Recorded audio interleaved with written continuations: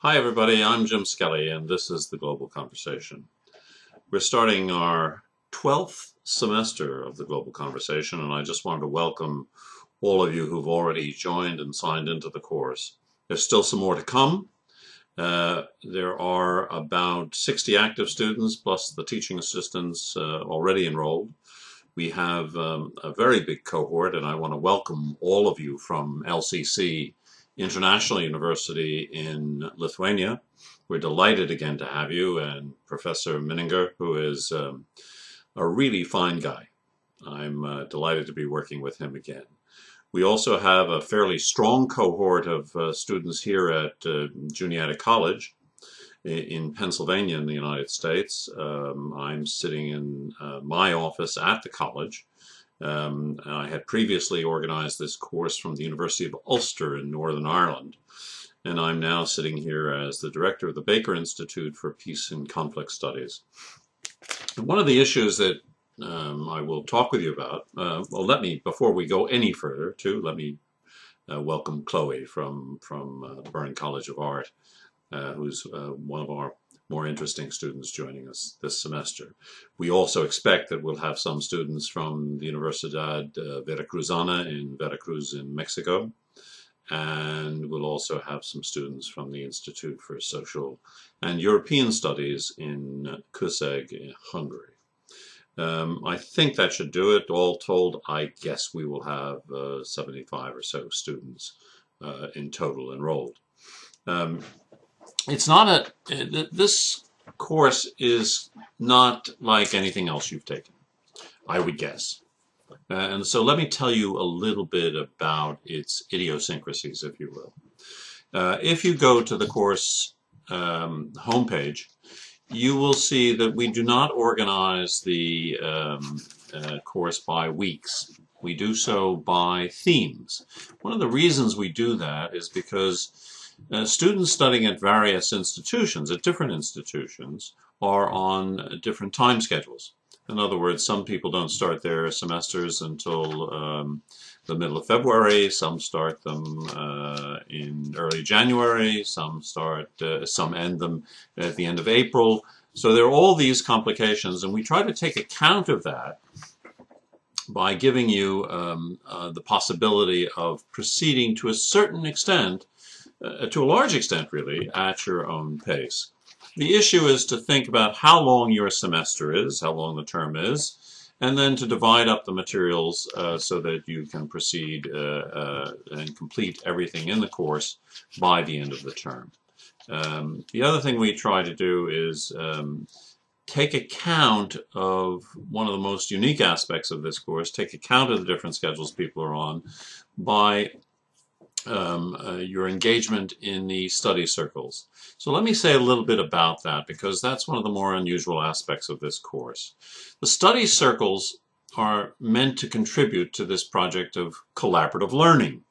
We don't see this as a typical course in which the professor gets up and tells you everything you're supposed to know, etc. Part of the project here is to get you to educate each other. And one of the structural ways we do that is by taking students and putting them into different study circles. Now, if you go to, on the left-hand side of the homepage, you'll see a link that says Study Circle Guidelines. Take a look at those, because what they will allow you to do, let me put on my glasses here so that I get it right. We want to make sure that you get a chance to do this quite properly, and I want to make sure we've got the dates right. So everyone will be enrolled in the course, depending upon which institutions they're studying at, by sometime in February. And between the 1st of February and the 8th of March, so you've got about a month plus, we'd like you to submit your study circle preferences. Now, when you go look at the study circle guidelines, one of the things you'll see is a list of the kinds of areas that we think you may want to study in.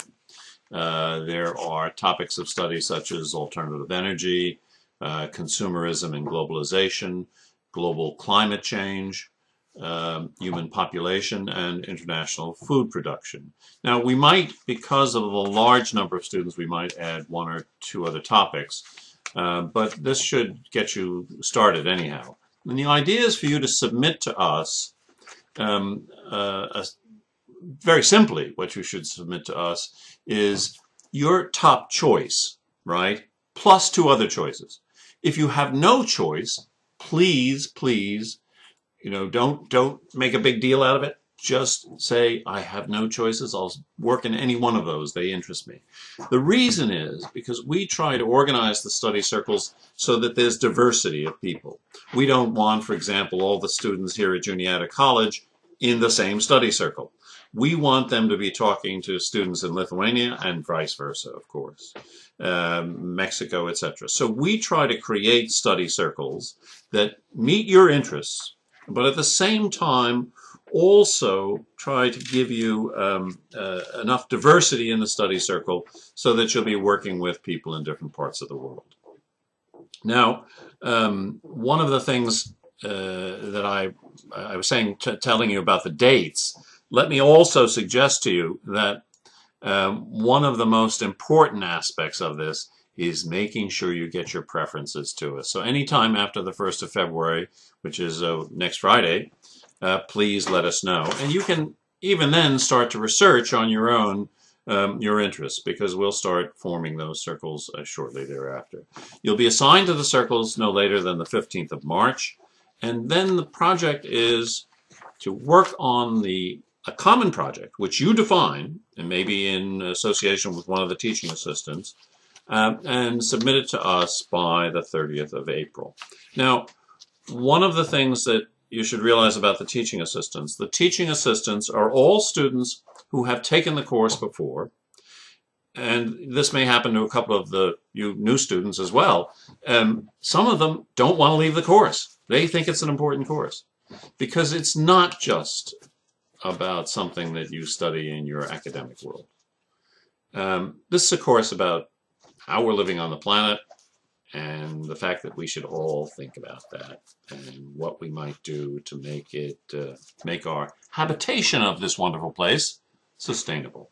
Okay? We're in trouble on a number of grounds, and I think all of you probably have some sense of that.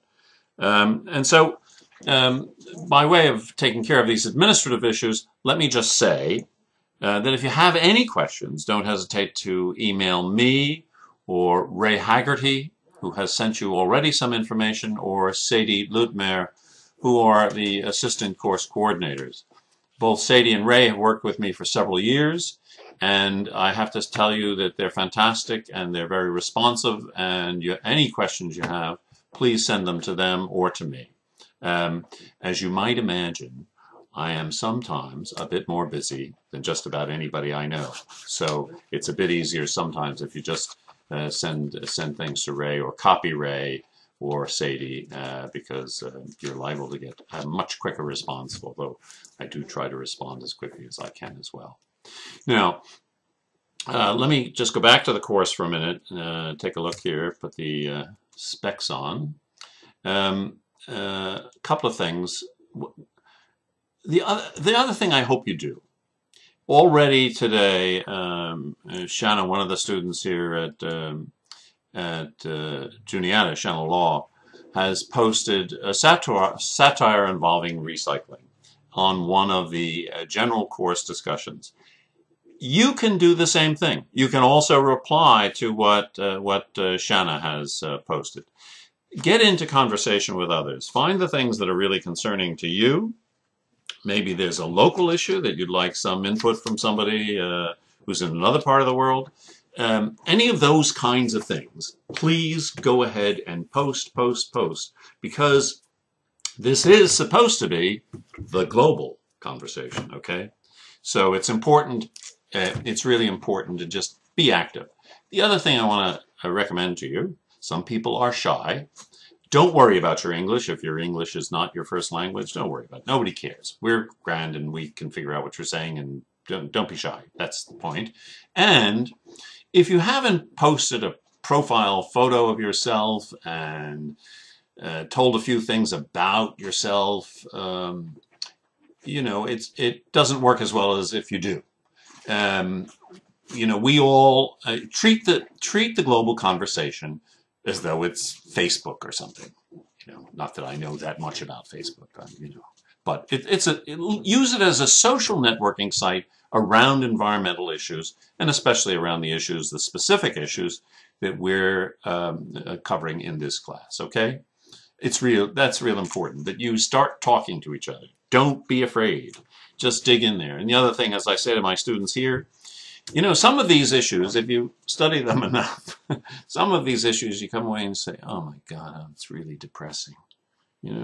Well, don't be depressed. As I've said to the students here at Juniata, and I think I use the colloquial expression for angry, get angry. Say, we've got to change it, okay? It's absolutely crucial that we do. I mean, there's an awful lot of things that are just wrong. And so let me dig into a few of those things. And one of the things we're going to deal with, I think, a lot this semester is climate change. Because climate change seems to be affecting things a great deal.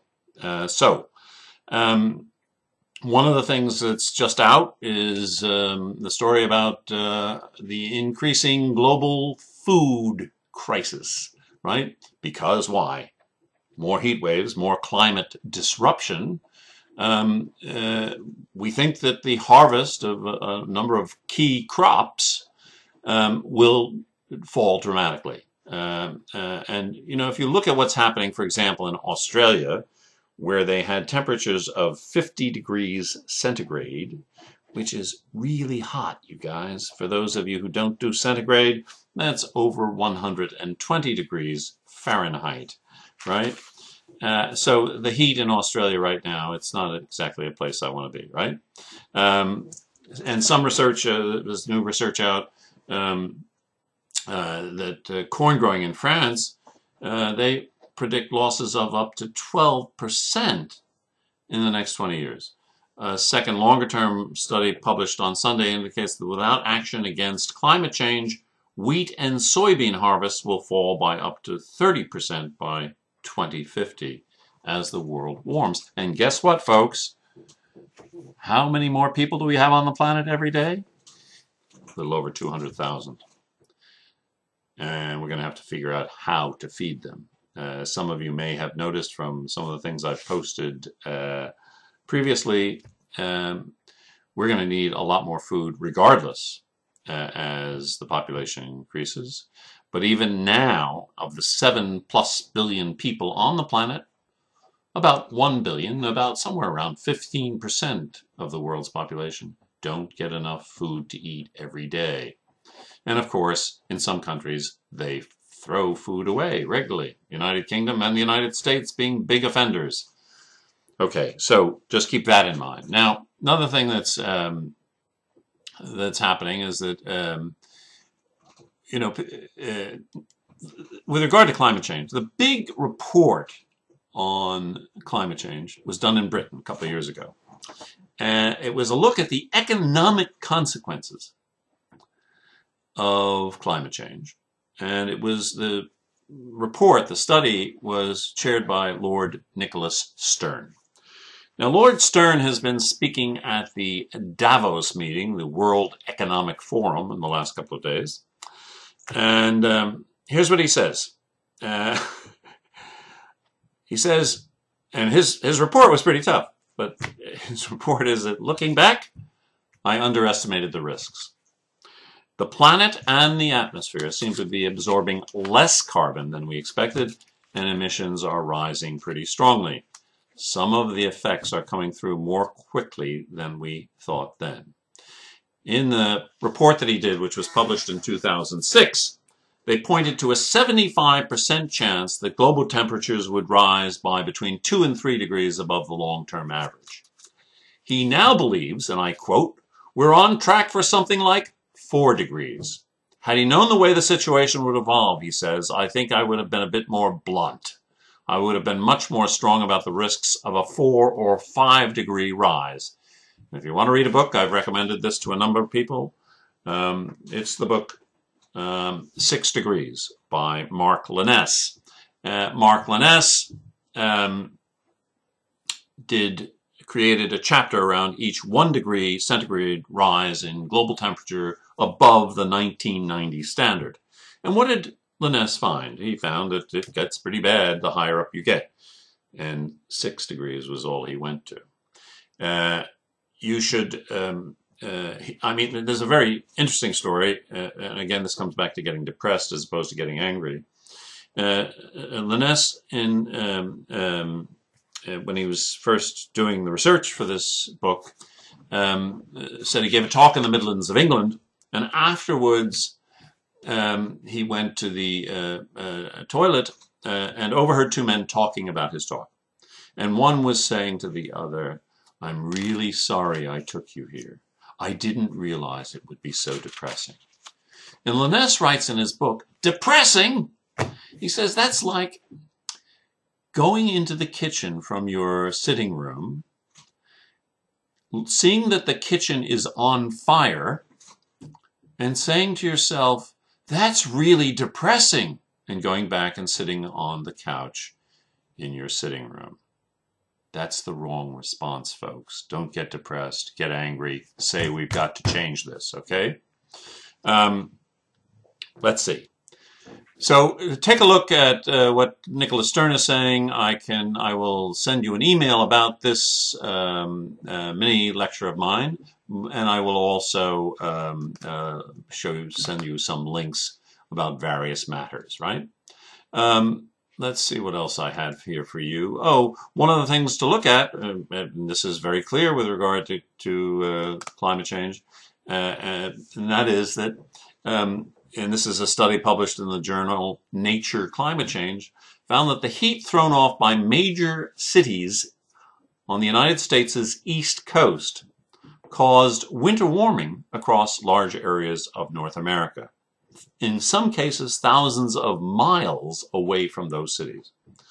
Winter warming was detected as far away as the Canadian prairies. In some remote areas, temperature rose by as much as 1 degree centigrade, which is 1.8 degrees Fahrenheit, under the influence of big cities, which produced changes in the jet stream and other atmospheric systems. You can think about the hurricane they had recently. Now, in addition to these kinds of problems, some people just keep going ahead with the carbon business. You know, I mean, the oil companies aren't stopping, right? So there's a small, in the Yasuni National Park, which is an incredible place in Ecuador. I mean, this is one of the most biodiverse places on Earth, right? Guess what? They're going to drill for oil, right? So there's a small tribe, the Kichwa tribe on Sani Isla, who only two generations ago were still using blowpipes, right? They have said that they are ready to fight to the death to protect their territory, which covers 70,000 hectares of pristine rainforest. Petro Amazonas, which is the state-backed oil company in Ecuador, have told the Kichwa that they intend to begin prospecting for oil in mid-January, so we should be getting some news about this shortly. And they will be backed by public security forces. They'll send in the army and who knows what else. But the Kichwa apparently are going to try to resist. We'll see what happens. But this is, again, one of those things that you can pay attention to. If you find further information, please post it in one of the group discussion forums, okay? Let's see. A couple of other things here. One is the this is a terrible story. I spent time in places like Los Angeles and New York and other cities that Budapest too in the summertime gets terribly polluted. But we have not seen anything like what's happening in Beijing, the capital of China. You know, Beijing, China, the great economic miracle. Well, one of the themes we pay attention to in this course is the externalization of cost, right? If industries are allowed to pollute the air and water at no cost, they're externalizing it to your body, my body, everybody's body. Because the air pollution, the water pollution, etc. will kill you sooner. That's the cost. Your life is shortened. So, in Beijing, what's happening? Recently, about a week or so ago, the air pollution instruments measuring the levels of particulate matter broke all records. The Beijing Municipal Environmental Monitoring Center said levels of PM 2.5, it's a tiny particulate matter, had reached more than 600 micrograms per square meter in many areas. And Reuters, the news agency, said it may even have hit 900, its worst ever reading. So whether it's 600 or 900, it's pretty high because the World Health Organization considers a safe daily level to be 25, right? So that's about 24, 25 times. If it's 600, and if it's 900, guess what? You're talking a lot more. Close to 40, right? 40 times the safe daily level of particulate matter. So the Chinese economic miracle